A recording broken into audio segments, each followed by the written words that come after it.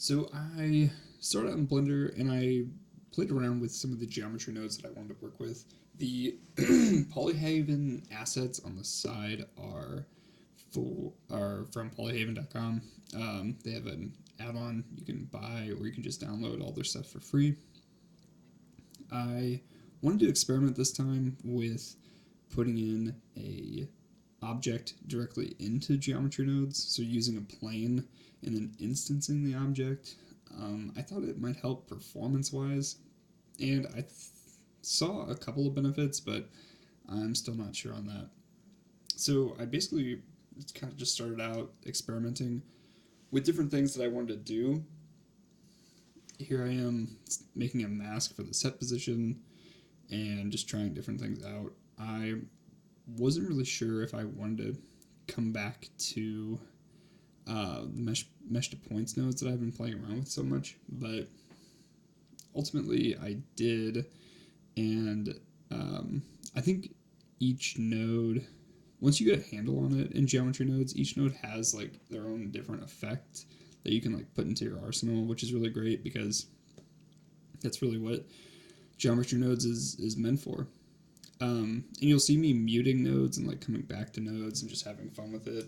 That I highly recommend doing that. That's how I learned a lot, is just throwing different nodes on top of different nodes and kind of like building up a catalog of different ideas and like things that I tried. And ultimately you see me coming back once again to the mesh to points, which is a lot of fun because it looks really nice, and this sort of like sandy, like high particle effects is really popular right now.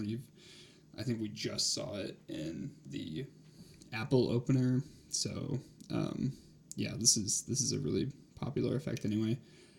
The mask is also a really cool, fun thing to do in geometry nodes. It's super simple and it sort of like adds a lot of unique variations to like different things that you can do within geometry nodes. As you can like see, it kind of like displaces only a certain part of the mesh, which is really great because you can have a lot of fun with that. And then obviously if you link that up to a map range, you can really make something exciting for it.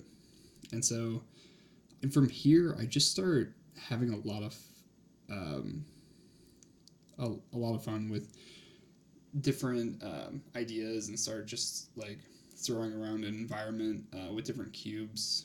This is a new way that I've been like trying to do things. It's normally a lot simpler to just throw around a couple of different things into an environment and like have fun with it, rather than like trying to make something like really specific or really crazy interesting.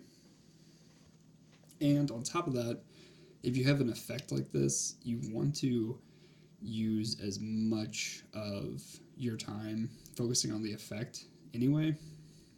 And um, if you have a big detailed background, it kind of just takes away from your overall effect. And if you look closely at um, like title sequences and stuff, normally it is like just um, like basic backgrounds and things. Also, what I just did in the geometry nodes is I deleted a lot of the muted nodes. I highly recommend doing that. It took me forever to figure out that muted nodes during render time slowed my render down dramatically. Like adding minutes if just by leaving muted nodes in the geometry nodes tree. So highly recommend not doing that. Make sure you delete muted geometry nodes. This is me just playing around with lighting. I don't normally use colored lights, but I'm I'm not really getting better at color grading, so I'm trying to limit the post process time by just adding in like some more cinematic lights to what's going on. I also had a lot of trouble trying to figure out the right material for these dots. A lot of things that I see online are like sand oriented and things like that. I should have probably come back and just use like a material that would like differentiate between, or like pick a random one for some reason. But yeah, ultimately I decided on this material. I felt like it worked pretty well, and this is just like a simple fog that I threw in there. It doesn't really impact it too much, but it kind of adds to the whole cinematic feel to everything. And then here I am going back over the geometry nodes and just playing around with the camera placement and whatnot. I think ultimately it worked for what I was trying to do, but the big thing was just trying to figure out like what kind of animation I wanted to utilize with this, because you can like over animate things like this, especially when it comes to just like if cinematic effects or like title sequences and things like that. It's sometimes easier just to keep things super simple when you have something that's so complex, like this particle animation floating and like doing something cool.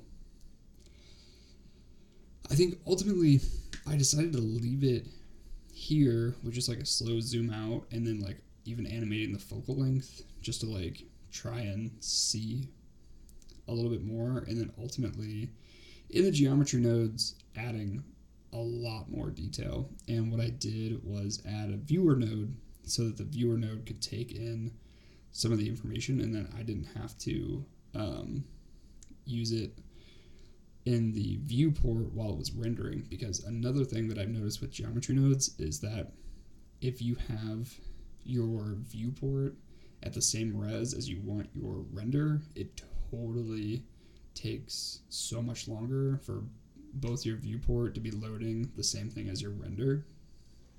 So highly recommend using the viewer node in geometry nodes, because it helps so much. And just little things like that can really help out your computer and speed up your workflow if you're trying to get into geometry nodes but you're like worried about high resolution things like this. But going back to what I did is, instead of adding subdivision surface on the back end or even in the modifiers, I added another subdivision surface node. And what I've noticed is those nodes, for whatever reason, are a little bit easier to process on my computer. And so I add multiple ones, so it kind of like creates this interesting pattern, which you may or may not see, especially with clean geometry like what we got from Polyhaven. It makes this really interesting pattern that can show up really nicely if you add the dual mesh node, then the triangulate, then another subdivision surface modifier.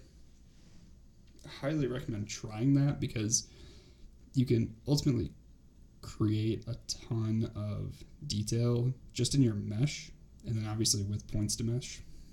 See, like right there, it's so nice. It's like almost a honeycomb effect, and it just adds a lot of detail that you wouldn't otherwise get if you were just using like a super high res points to mesh effect. So ultimately here I'm trying to decide on the lighting. Obviously super important. I ultimately bring up the f-stops because it was looking way too blurry for the final render. And then this is the final animation. So let me know what you guys think in the comments, and if I should continue making videos like this. Thanks.